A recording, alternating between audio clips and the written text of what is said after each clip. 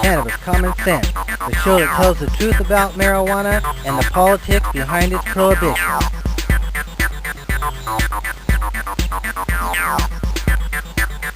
Cannabis is the way.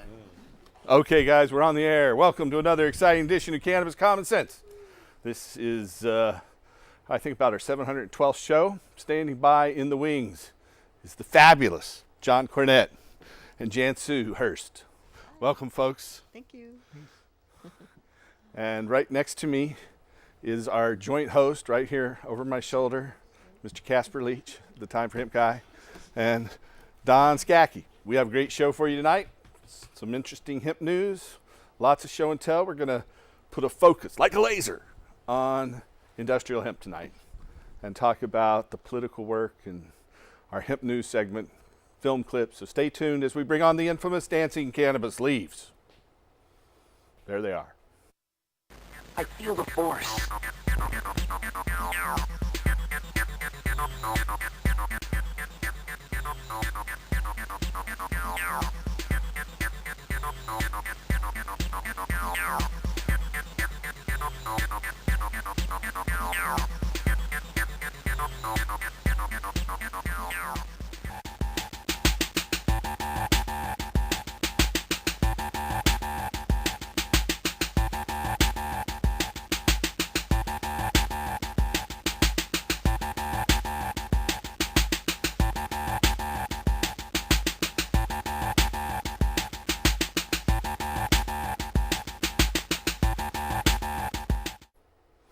All right, our first hemp news story tonight comes from Coconut Grove, Florida. Peter Lewis, the longtime chairman of Progressive Insurance and a generous financial backer of various marijuana law reform efforts, passed away this Saturday, November 23rd, due to natural causes. He was 80 years of age. Over the past 3 decades, Mr. Lewis provides tens of millions of dollars to various marijuana law reform organizations and campaigns, including statewide marijuana legalization initiatives and other legal efforts. In 2012 election alone, Mr. Lewis provided an estimated $3 million in funding to successful statewide reform efforts in Massachusetts and Washington State. Writing in Forbes magazine back in 2011, Lewis stated, quote, "My mission is to reduce the penalties for growing, using, and selling marijuana. It's that simple. I deeply believe that we'll have a better country and a better world if marijuana is treated more or less like alcohol. More than half of Americans have used marijuana themselves, and I am one of those Americans. And I know firsthand that marijuana can be helpful and that it certainly isn't the cause for locking anyone up," end quote. Mr. Peter Lewis had acknowledged publicly first using marijuana at the age of 39, then returning to the plant at the age of 64 to combat chronic pain from a partial leg amputation. Mr. Lewis probably did more over the past 20 years than any other single person, with his contributions ranging from $40 to $60 million to legalize marijuana over the past 15 years. And he's definitely left the world a much better place. So our thanks go out to him and our condolences to his family and associates. Based on the first week's worth of applications up in Washington State, it has more than enough people interested in getting licenses to grow marijuana, but so far there are applications for fewer than half the number of cannabis stores allowed by state regulations. The application period for those who want to grow, process, or sell marijuana in Washington State under the implementation of the Initiative 502 began on November 18th, reports Jim Camden at the Spokane Spokesman Review.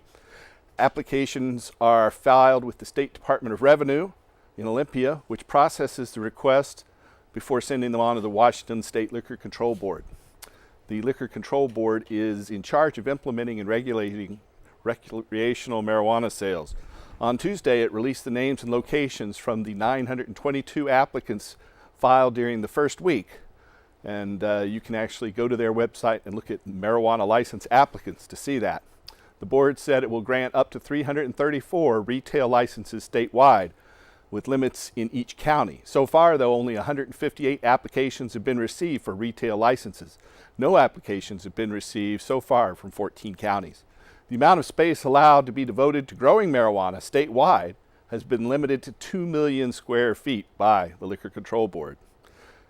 Submitted applications from the first week alone for growing licenses total almost 6.8 million square feet. The Washington Liquor Control Board could hold a lottery to decide who gets the growing licenses, or it could reduce the amount that some licenses can grow after all the applications are reviewed. That process is expected to take until March. Washington State's accepting marijuana business applications through December 19th. Get your application in. In Arizona, the second-ranking Democrat in the Arizona House, saying legalization is better than a voter initiative, wants to legalize marijuana for adult recreational use. Cannabis advocates are gearing up to put the issue on the 2016 ballot in Arizona, and possibly the legislature here in Oregon will do that on the 2014 ballot. Also in the state of Maine, they're looking at the legislature is looking at putting marijuana legalization on the ballot. Lawmakers in Arizona, though, say they are better suited to come up with a comprehensive plan without unforeseen problems than advocates circulating petitions. The Arizona Constitution sharply limits tinkering by the legislature with voter-approved initiatives, unlike here in Oregon. Such rules were passed after lawmakers twice gutted medical marijuana laws approved by voters before voters finally sealed the deal in 2010. So that's the end of our hemp news segment tonight. We're going to jump over to John Cornett and Jan Sue Hurst. Welcome back, folks. Thank you very much, Paul. Thank you. Thank you very much. Did you have a good Thanksgiving? Oh, Bro, yeah. I Ate am too much. stuffed. It's Still amazing. stuffed? Well, we can, You know, and we therefore, can give thanks for all the great ganja we have here. They therefore say I'm- Oregon's ganja is the cheapest in the country. That's awesome. And Yeah. the best. That And the is a best. blessing. Well, we're kind of biased, you It's know. the least expensive, the cheapest in the country. Yeah, you're right. In The least Indiana. expensive. We wrote Okay. another song. You don't even want to put in your pipe.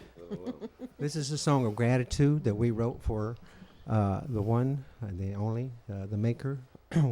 We like to call him God.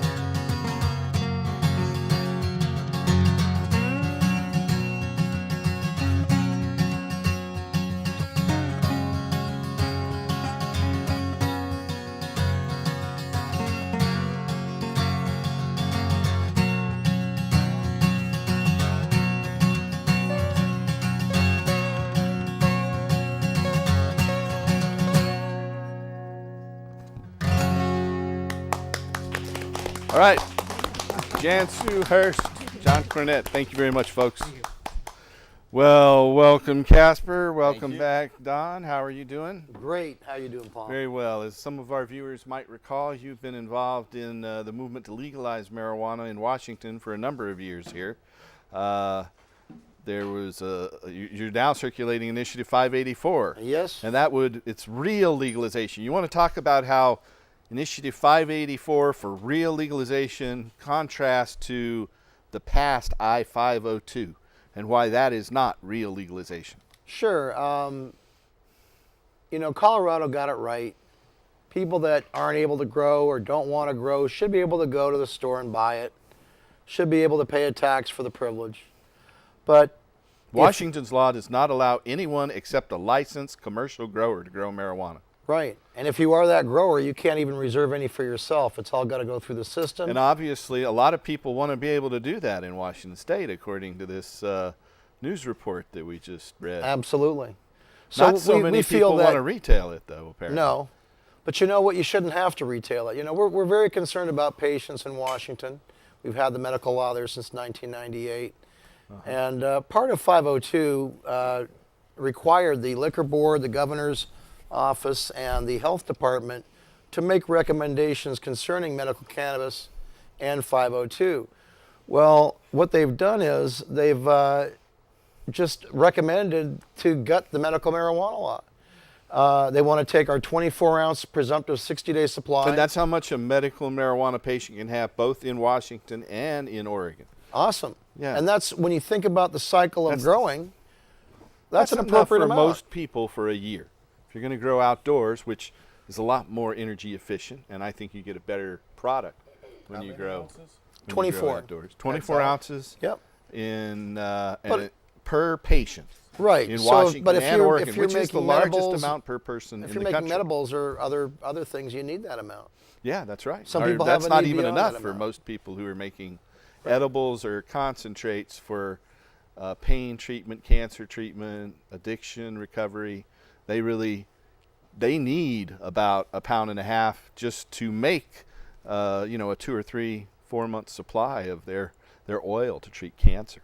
Well, they've divided that 24 ounces down to 3 ounces a week. Mm-hmm.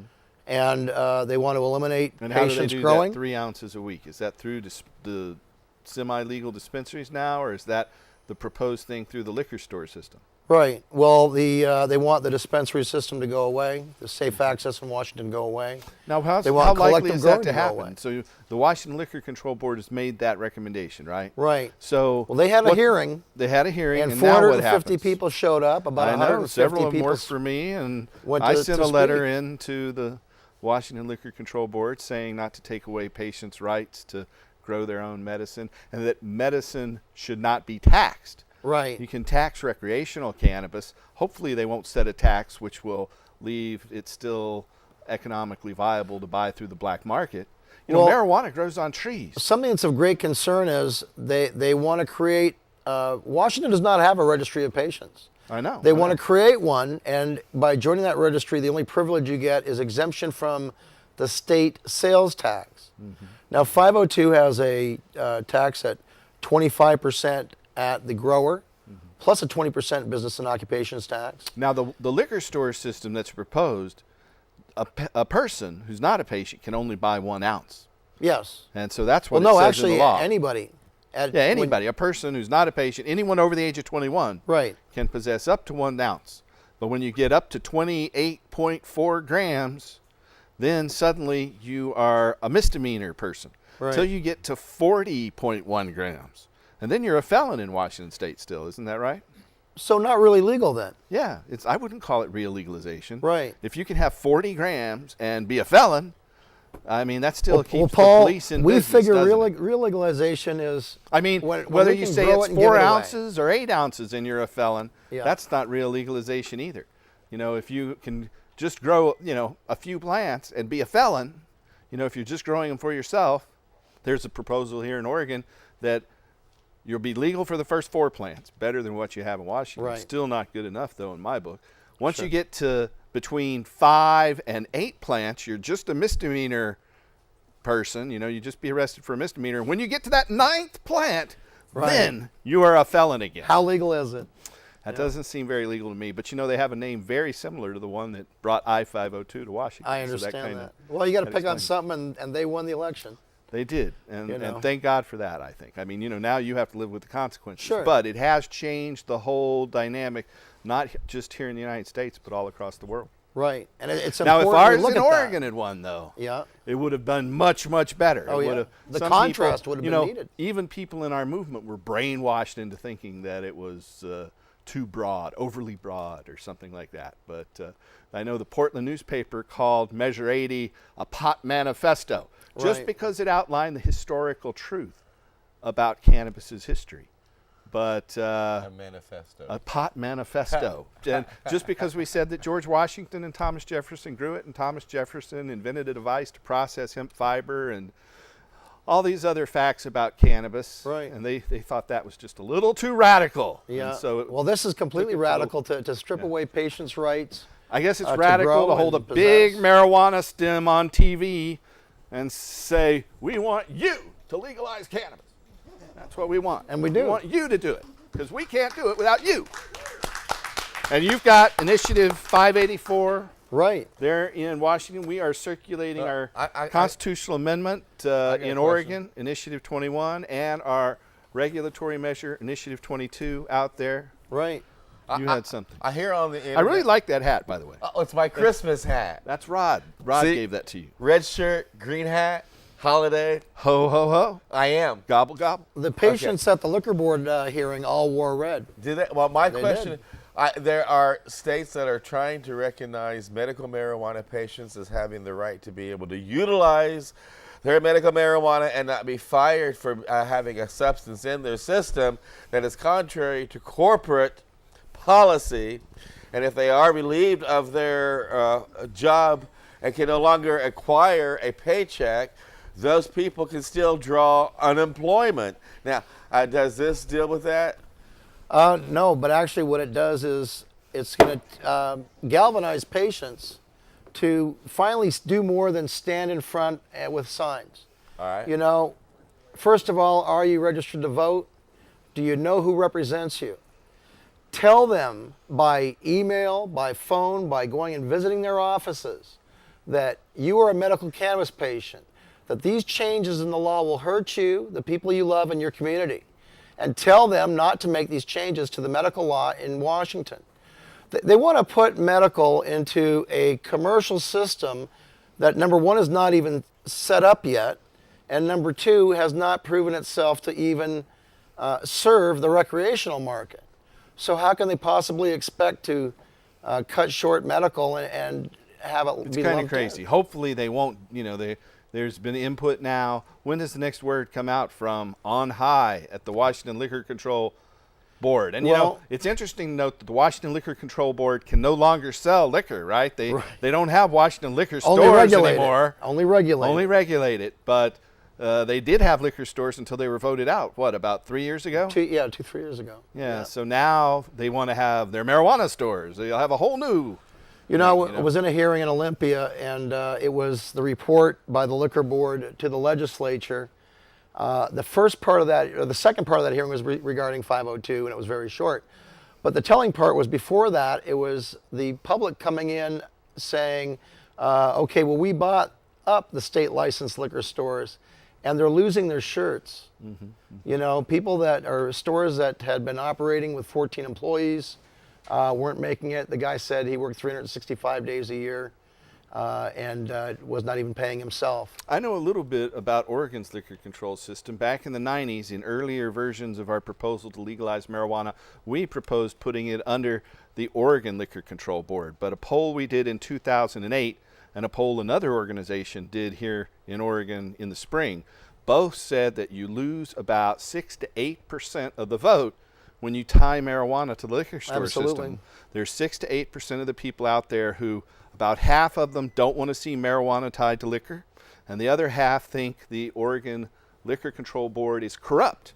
And if you've ever had to That's what deal we're with hearing in the Washington. Oregon Liquor Control Board, you probably understand why people think that. But if you haven't had to deal with them, then you might not understand that. But there is a significant number of people, 3, 4, 5% out there, according to polls done 5 years ago and recently, one that we did back in 2008, and another one that was done in more recently by another organization this spring, that say you lose about 6 to 8% of the vote, putting it under the liquor store. But just like the new approach in Washington, the new approach in Oregon wants to do the same thing, put it under the liquor control. But what will they do with medical when that happens? Well, fortunately, their proposal and our proposal both say to leave medical alone and leave the law the way it is for medical patients. And Oregon is now implementing new dispensary regulation that will go into effect in the spring.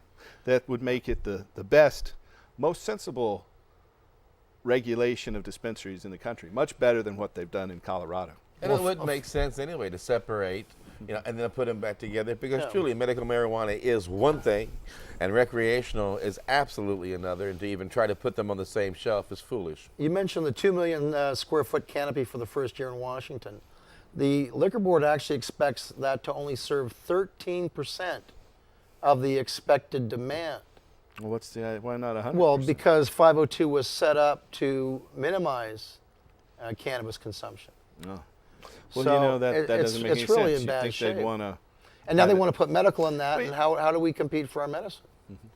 Well, I know you guys have a proposal in Washington, and then we have our proposal in Oregon. If you want to find out more about the Oregon initiative, you can go to our website. There's several of them. One is crrh.org. You can look up our petitions. There's the website right on your screen. Come to our office at 2712 Northeast Sandy Boulevard, or just give us a call at 503-235-4606. If you go online, you can print the petition online, sign it, and mail it back to us. And so we'd like to see more of that happening. And so far, though, we've managed to get about 2,500 people to give us about $70,000. And a donor down in Texas has given us about another $70,000. Nice. So we've got paid petitioners out there on the street. So if you see them, show them some love, say thank you very much, and sign the petition, get our information. If you can make a donation, that's how we're able to pay those people to be out there on the streets. So please help. How do they get involved in your initiative up in Washington State? Our initiative can be found at reallegalization.org. But I got to tell you, Paul, the immediate threat is these recommendations to the legislature. Everybody that cares about saving medical in Washington needs to be registered to vote. Tell those people, I live in your district, I voted for you, I got you elected, and you represent me, and this is wrong. You need to flood them with visits and emails, and organize within yourselves. The cannabis community in Washington State must get organized as never before. Hallelujah. If you have a question or comment for us tonight, give us a call at 288-4442. That's 503-288-4442. If you want to get involved in helping to end marijuana prohibition, restore industrial hemp, or if you need help and you're a medical marijuana patient, you can call us at this other number, 503-235-4606. It's 503-235-4606. If you're outside of the Portland area, you can call our clinics at 1-800-723-0188. It's 1-800-723-0188. Casper, tell us about your radio show and what's going on with your we got a burgeoning network. Yeah, we got a growing network, which I like to say is a growing network of people. We got about 25 hosts on Time for Hemp Global Broadcasting Network, giving us about 30 hours a week of fresh new content from around the world. We got Spanish, we got French, we got occasional English, lots of music, lots of comedy. And so when we get a chance to let the people know about how important it is to end prohibition, that's exactly what we are doing. So make it a point to go to timeforhemp.com. You find us on iHeart and Tumblr and SoundCloud. And I can certainly tell you that we are becoming louder as each day goes by. So we're really excited, to say the least. You sound excited. I am. I tell you, got a good team of people. Sasha's helped me run the board. We got great hosts from Judge James Gray to Chris Conrad to you, and you're doing your program on there. I tell you, and we got people who are waiting in the wings to join us. John Sinclair wants to do a program. As soon as we get the board ops on board, we're going to be able to get more programming from Europe. We've got, like I said, French and Spanish right now. We're going to be adding German and Japanese. Great. to the. You need Chinese broadcasting. too. We certainly do. So, of course, after you get done listening to a Chinese program for an hour, Urdu you or- get hungry for more information. That's right. Yes, you do. Absolutely, yes, you do. So, Is that racist? I don't know if it's racist. It's just true. Not racist. But anyway, I don't want to be racist. okay. Okay. And you see, I'm in a festive holiday mood, right? You are. I'm feeling Absolutely. festive. It is the Christmas time. I saw on the on the news here, Portlandia News, where remember our former mayor Sam Adams. I do remember. He was him. out involved in Black Friday shopping. He was down at Toys R Us shopping for his new boyfriend, so that was nice. There you go. Thank you very You'd much. have to be a Portlander to understand that one. Absolutely. But it does remind me that we do want to send letters to people who are People behind who bars. know the story of Bo Breedlove. There was a real young man that the Portland mayor was involved with, and his name is Bo Breedlove. Yes. It's almost like you wouldn't believe it if you saw it in a movie. But you could Google it. And you can Google it. But anyway, we want to remind you to send letters to people behind bars that are alone and thinking if anybody remembers me or not. You know, just because they were messing with the plant for medicinal purposes or recreational purposes, they are now suddenly dealing with a criminal record and money out of the pocket for lawyers. They can't see their family. They can't see their kids. They can't get a job. Their whole life's turned upside down. They're separated from everything that they know in the world, and they're thrust into a world that they do not belong in. And they really need love. They really need support. They need to know that they are not forgotten. Of all the times of the year, please, snail mail does matter more than you can ever know. Snail mail does count. Especially when those guys are locked up in there. Find somebody on your neck of the woods that is behind bars for marijuana possession and adopt them and make them your new pen pal. That's for a Christmas holiday wish. Amen. We have a studio audience member, LK. Well, How are you tonight, sir? I'm great, Paul. Thanks for. Hey, Casper. Well, on those lines, the Cannabis Common Sense tour is going to be going around, and 25% of all the money that's raised. Now, that's a musical tour that Justin Bridges is participating in? Yes. Is there anyone else involved in that? Or? There's a lot of acts that have came on for a show close to their town. I don't know them When right does off the that top of my start? hand. It starts towards the end of January, and it's going to run to the 1st of June. It's going to start in San Francisco. It's going to go all the way to San Diego, all the way east to New Orleans, all over Texas, and then back into Colorado, Wyoming, Utah, Nevada, and then back up to Oregon and So Washington. that's going to take more than just a week or two. 20 weeks. 3 weeks? Yes, 20 Wow. weeks. 20 weeks. Yes. 20 weeks. That sounds more like. And Is there any place online where people can find out more about it right now? Or how? Right now, you need to go to justinjamesbridges.com. and all the information is there. JustinJamesBridges.com. We will be having a website started up here, hopefully within the next week. And like I said, 25% of all the proceeds will go to prisoners in jail for marijuana crimes. So it's to put money on their books. That's the reason. And with you saying that, Casper, I had to speak. So Absolutely. thank you guys, and thank you for the show, Paul. Hey, we're glad to do it. Thank you, LK. Thanks, Justin, for doing that. We'll have him back on sometime in the next month or so to talk about that before he's on the road, just like Willie down there in Texas. Well, again, if you have a question or comment for us tonight, you can call us at 503-288-4442. It's 503-288-4442. We have a video clip we're going to run right now. There's this new movie out there called Bringing It Home, and it's about industrial hemp, healthy houses, and a greener future for America. And it's a search to find the healthiest building material and leads to the completion of the nation's first hemp house. And it talks about hemp is hope. It's jobs, food, housing, fuel, health, paper, auto parts, livestock feed, and textiles. So this is a movie from Linda Booker and Blair Johnson. And here's a little clip from it. I hope you enjoy.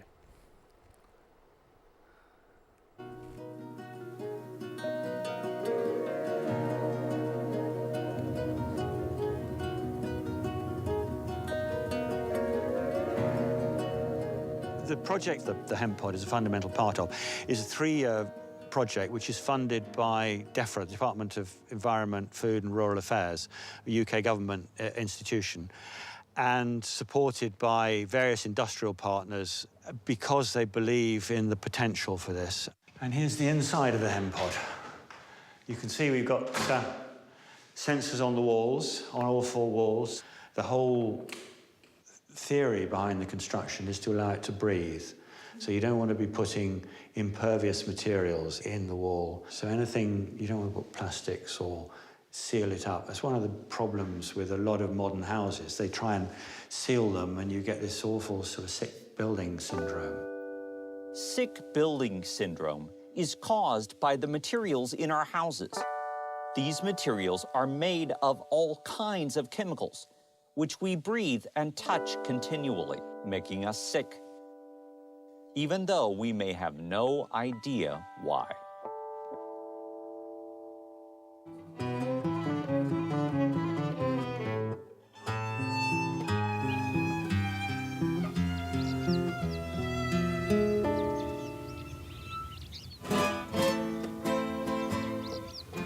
The house needs to work itself without cooling system or heating system, and building with hemp give us this possibility. We have here the brick is made of clay and hemp and a little bit of lime. It is not only good for chemical conditions, but also it's a lot wearing brick. In a new house, everything is very cold, you know? And this was without furniture, without anything, but you feel comfortable inside, you feel good. When the humidity is constant, you breathe better. You don't have any illness. It is delighted us how you can build a house in a normal way using that material. You can build a hemp house in any style you wish. It can look like a very organic, natural shape, or it can be very square and straight lines and very functional as what most people would expect.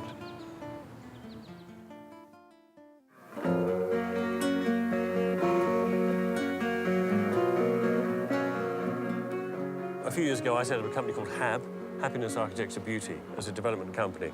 But we're finishing this scheme in about 2 or 3 weeks' time. It's a scheme of about 42 homes called The Triangle, designed by a wonderful award-winning British architect, Glenn Howells. Project manager here on site said to me he loved the material because we'd had this lorry reversing on site, a big cement mixing lorry. Instead of pouring out heavy, wet, toxic, caustic concrete, it would instead pour out this sort of fluffy, lightweight stuff that looks like sawdust. It didn't require any power tools. So all we had was buckets and barrows and blokes. And because there are no power tools, there are no cables everywhere. And it actually makes for a very, very healthy, very safe building site. My great difficulty is that every new scheme we're building 7 now. I look at the range of materials out there. I cannot find one to match hemp. Once it's built into the building, it's fire resistant, it is a good thermal resistance, and it's good for the living environment.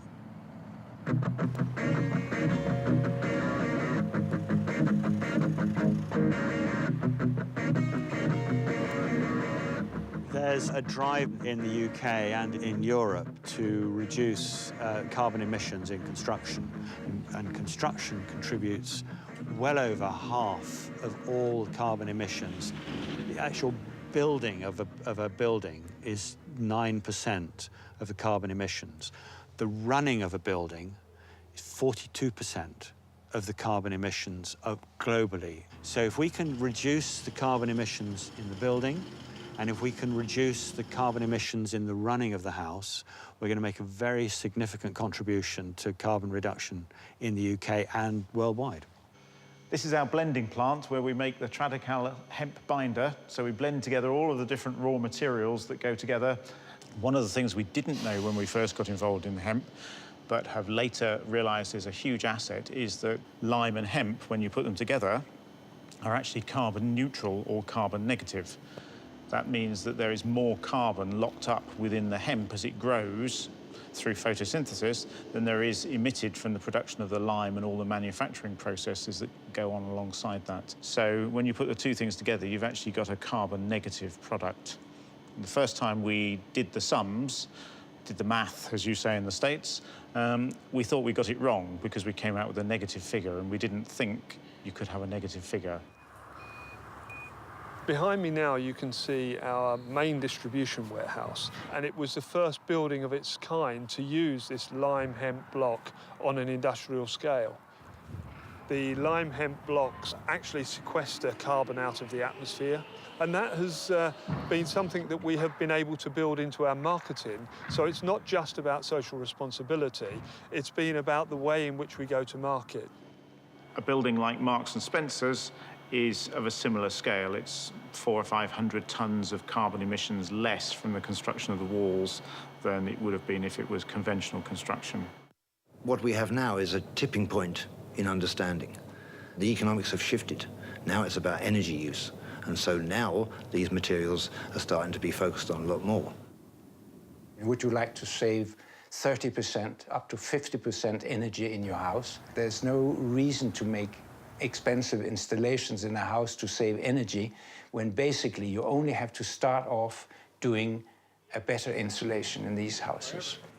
The hemp fibre insulation is made as a quilt and is very similar to glass fibre or mineral wool insulations in its look, but it's actually much nicer to work with because it doesn't have any hazardous components in it, so you don't need to wear gloves and goggles and mask, and you can use it in virtually all the places that you would use glass fibre or mineral wool insulation, so attics and walls. And it has very, very similar thermal insulation properties, but it has much better thermal mass to it. What it has proved to be is incredibly robust. All right, that is Bringing It Back Home, a new movie that's out there. They gave us this and told us we should run clips on it on our show. So you can find out more at bringingithomemovie.com. bringingithomemovie.com. And then right next door to that is a product, hemp paper. This is obsolete. I started a company back in 1988 called Tree Free Eco Paper. And this is some remnants of that. I ran that from 1988 to 1997, importing hemp fiber from China, shipping it in cargo container loads of paper, 25 to 40 tons per cargo container here to the United States and also to Europe. We sold it all across the country. Came up with that term tree free, which is now kind of a generic term for non-wood paper in the paper industry. These are just a few of the, I have an interesting story about that. You'll have to read the book someday to find out how I came up with that term. Then right next door is the whole reason that marijuana is illegal. It's all about hemp oil and hemp fuel. This is hemp fuel. This is hemp oil. There is a hemp wick made with hemp twine inside this hemp oil. This is 100% hemp energy, and that's the main reason that marijuana is illegal today. Hemp, if you allow us to grow high THC hemp with those big, fat, juicy indica seeds instead of those little, tiny, crunchy sativa seeds, we will see hemp seed production well in excess of 500 gallons of oil per acre. When we use the low THC hemp, we only get about 40 to 100 gallons of oil per acre. With high THC hemp, we can multiply that 20 times. And byproduct is hemp fiber for canvas, rope, lace, linen, and paper. Then right over here, we have a few other hemp products. This is hemp beer. Yes, that's right, hemp beer. A high-test beer. It's actually made with hemp seed, not marijuana. And you can see a couple from Humboldt Brewery. This is a nifty skincare product. It's age-defying. And we were old folks here on the panel were just saying how we are age-defying with our hemp. It's hemp body moisturizer. It's enriched with 100% pure organic hemp seed oil and blended with natural extracts to provide dramatic skin hydration and natural extracts. It's nourishment to help improve the health and condition of skin. Hemp oil is one of nature's richest sources of essential fatty acids, or EFAs, and key amino acids containing natural proteins, vitamins, antioxidants, and minerals for healthy skin conditioning. Then right next to it, not only is it good on the outside of your skin, and in your beer, and in your car, and in your twine, in your house, it also makes a very good milk. We have an old box of Living Harvest hemp milk, and we don't want to be promote. By the way, none of these folks have given us a dime to promote this stuff, but we do it all the time because we love it. This is another hemp milk. We have a vanilla hemp milk and an original unsweetened hemp milk. The vanilla hemp milk is kind of like a milkshake. It has a little bit of sugar in there, made from brown rice and stuff. But this, if you don't want the calories, like me, you'll go with the unsweetened hemp. And then just for good hemp's sake, I brought out the official hemp stock of hemp stock. This is my staff for hemp stock. Again, we want you, because you know the only initiative that's ever been proposed to allow hemp fuel production to proliferate and to use marijuana proceeds to promote hemp fuel, fiber, and food is our Oregon Cannabis Tax Act, last year's Measure 80. And this year it is initiative number 22. And we have over 20,000 signatures on the I-21 and I-22. We had petitioners out on the streets in the dark this morning trying to get people lined up for Black Friday to get signatures. We need your help too, so get involved. Go to our website. Go call that phone number on your screen. Stop in our office. Let us know you want these petitions or print them online and get involved today. And now, Don, you wanted to talk about a particular medical marijuana patient's plight up in Washington State. That's Bill Absolutely. Kurtz. Bill Kurtz, William Kurtz. You know, Bill's a veteran. He had heard about the medical law. He's got a degenerative I'm a veteran too. Disease. So is Casper. And he had heard about the medical law, and so he, without much else, took upon himself to grow himself some medicine. And law enforcement. Did he get a medical marijuana permit? No, he didn't. So he was at fault there. Okay. But he still should have had his defense of medical necessity, and the trial court did not allow him that. It went to appeal. It went to the Supreme Court, and his case, the opinion was actually issued back in August. And because of Bill's case, whereas before we had a defense at trial, the Supreme Court ruled 5-4 that medical use is lawful, and that absent the evidence of any other crime, patients should be unmolested. So they reversed the conviction, but without prejudice. So with literally an hour left to serve him, or the case would have gone away, the prosecutor has refiled the charges in Bill's case, and his and that's first in Thurston hearing is County, Thurston where County Olympia, versus Washington Bill is. Kurtz. There, I lived there when I Yep. went to Evergreen State College. I was a mailman. You're a mailman there. In Thurston County. I was a Well, we need to deliver a temporary- message to the Thurston County Court. So far, we've got an event on Facebook to support Bill. My activism started sitting at trials, and Bill's is one of the trials I sat at, and we've actually, I had Thanksgiving dinner with Bill last night. I see. I've But, sat in a lot of Washington so State trials. Bill has a special place in my heart. Testified in a number to of see him suffer, So- and for the courts to go back after him after the Supreme Court has said that Is the prosecutor vicious or ignorant? Both. well, there's actually some standing for a civil suit if this stands. And it would not only be in Bill's case, but also in the case of about 450 other people. It could possibly bankrupt the county because of previous prosecutions. You know, I tell you what Bill did. He didn't take the deal. All right, they tried to plea him out. They always try to plea you out. They try to fine you. They try to give Bill home monitoring. You know, Bill's retired. He can't. He used to be a master wood carver. He can barely walk, and he's on helper crutches or in a wheelchair most of the time. These are not the people we should be prosecuting. And I don't know why they don't get it, but we've started an email campaign to the prosecutor's office. How can people find out about that? If you go on Facebook and look up William, check out William Kurtz. K-U-R-T-Z? T-Z, William Kurtz. K-U-R-T-Z. Yeah, and it should be the hearing, it should be under, it's an event on my page, Don Skaki, and it's a public event, so anybody should be able to see it. That's D-O-N-S-K-A-K-I-E. But that's going to be December 21st in Thurston County Court. And so far, Solstice. Yeah, absolutely. And so we have 19 people on Facebook that have said they're coming. I know I'll be there. And I know that people that come in red shirts made a big impression at the Liquor Control Board hearing. Mm-hmm. And I think if we come into court and, you know, we need to behave ourselves. We can't be disruptive. That's what we you have to do in have court. to present a good image of who we are. Well, you know what, Don? I think that's great. I hope people do. You know, a lot of people have been subjected to having their doors kicked in over the years. And so we have a video that we showed here on the show, and it's got live video police footage of doors being kicked in. It's a song by Toronto, Ontario, Canadian artist Lindy. And I'm a Canadian. You should, my wife's Canadian. You should, if you've seen this before, you know it's kind of sad, but it's also very telling.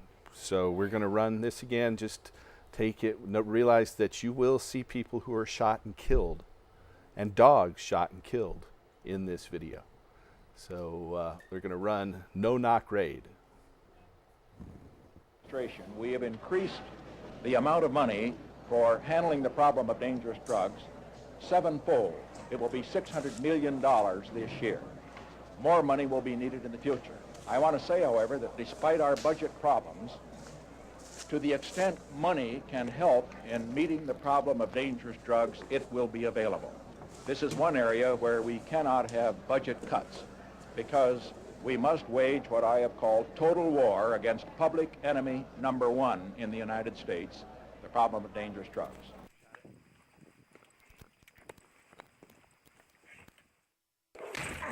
It's a no-knock raid, don't be afraid. We'll shoot your dogs in front of your kids, 'cause we are the SWAT. We're here for your pot and all the cash that you've got. We are adrenaline junkies taking orders from the top.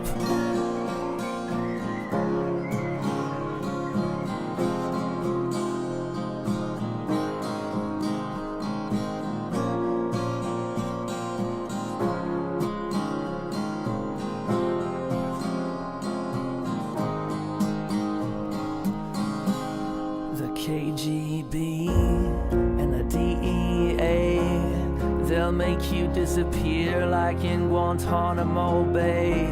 In the middle of the night, you'll have nothing to say. If we get the wrong address, it doesn't matter anyway. We'll still get our kicks, we'll still have our fun. Yeah, we are the SWAT, we are adrenaline junkies till the drugs are all gone. It's a no-knock raid, don't be afraid. Paramilitary police state on parade. It's a no-knock raid, don't be afraid. You do the time for your victimless crime.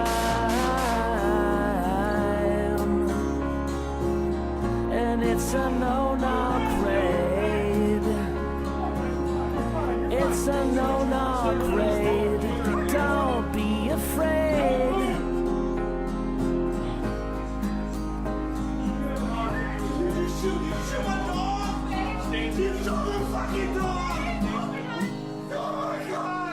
This is a war, and this is your fate. We are the face of your new police state. We are the law, and we've got the guns. Statutory power, mandatory minimums. We are the SWAT, we're here for your pot and all the cash that you've got. We are adrenaline junkies taking orders from the czar. It's a no-knock raid, don't be afraid. Paramilitary police state on parade. It's a no-knock raid, don't be afraid. You do the time for your victimless crime. And it's a no-knock raid.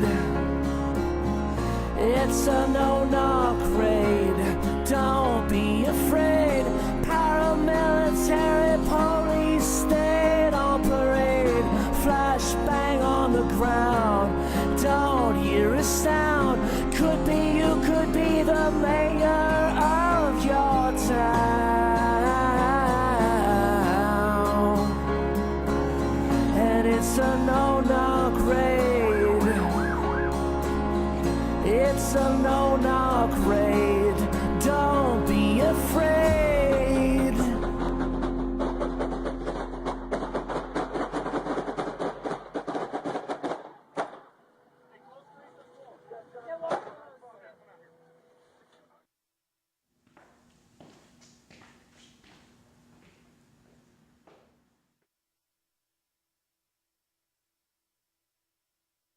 That last video was of a fellow who'd been on a 14-hour shift. He came home from work, laid down on his couch. About 3 hours later, the police kicked in his door, shot him 27 times, basically in his sleep, and then realized they come to the wrong house. So, but you know, those are the bad cops. There are some good cops out there, and most of them I think are good. Most of the bad ones become drug officers. But in Seattle, they gave out this little package of Doritos chips, which is kind of condescending, but they gave out this package of Doritos chips. They gave out 2,000 of them. I'm lucky enough that a couple people have given me one. I'll read what it says. It says, "Hempsters, we thought you might be hungry." This was at the Seattle Hemp Fest. "We also thought now might be a good time for a refresher on the do's and don'ts of I-502. Don'ts: don't drive while high. Don't give, sell, or shotgun weed to people under 21. Don't use pot in public. You could be cited, but we'd rather give you a warning. The do's: do listen to Dark Side of the Moon at a reasonable volume. Do enjoy the Seattle Hemp Fest. Remember, respect your fellow voters and familiar yourself with the rules of I-502. And you can find out more at seattle.gov/police/marijuana. What now?" So those are the good cops. I think that was pretty cool. And M&M's would have been just as groovy. I don't know if it was so condescending as, you know, I like had MPP done that, we all went, yeah, right on. So I'd rather they do that than hand out I'd much rather tickets. them do that than kick my door in and shoot me in my sleep. And you know, now we love the police because now we can call them about real crimes.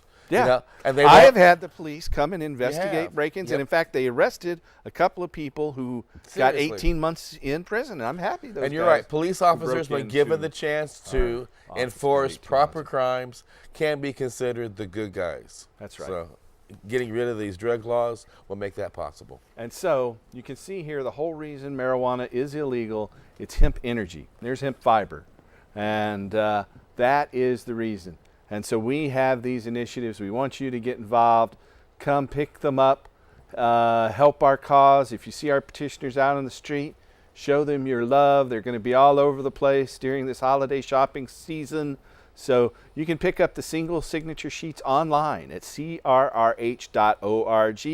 Give us a call. We'll be happy to mail you single or multiple signature sheets. Call us at 503-235-4606 or come by our Portland office right there in Central Portland at 2712 Northeast Sandy Boulevard and help us restore hemp. And you know, Paul, these single signature sheets are great for anybody. You can sign in the privacy of your own home. And you don't have to have a witness signature on there to validate it. That's right. And when you send it in, it goes right to the campaign.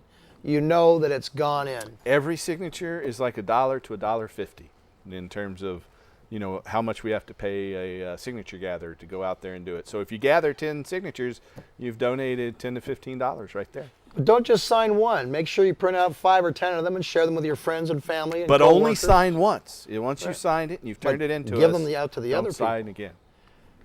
Give them out to your friends and family and ask them to do the same thing. Ask them to download the petition and share it with the people that we may never see. And we have 2 petitions out there in circulation right now, petition 21 and 22. There might be another one organized by another organization. Sign 21, sign 22, sign any initiative to end adult marijuana prohibition. And let's take this, but only sign once on each of them. And you have to be an Oregon registered voter to do that. So you can tune into our website and all of that. So is there anything you'd like to say in closing, Don? If you're a Washington medical cannabis patient, it's time to stand up and get active. You don't have to be out in the public. You know, if you've got a job where you need to be behind the scenes, that's fine. But make sure that you talk to your representatives, your senators, and tell them that we need medical cannabis in this state, in both states, in all states. All across the world, I'm working for global cannabis freedom. You know, they're hanging people in Malaysia if you have 200 grams. I might have that much marijuana with me right now. Right. You know, and so if I was in Malaysia with that, they would hang me. Patients in Washington, they need medical cannabis and won't be able to afford it. They do under it in 502. other countries too. You know, Indonesia, They other want to hang Southeast themselves. Asian countries. You know. Yep. Okay. One more thing, too. Don't forget, not only are there people behind bars who are needing a letter or two, there are family members that they have left behind that could use your help and support. Children that need clothing and books for schools, wives and moms and dads that need support and love. So really, adopt an entire family of someone this holiday season that needs love and support from our movement. All right, we want to thank you for watching. We will be back next week with another exciting edition of Cannabis Common Sense. Tune in then, and until then, help us restore hemp. Good night.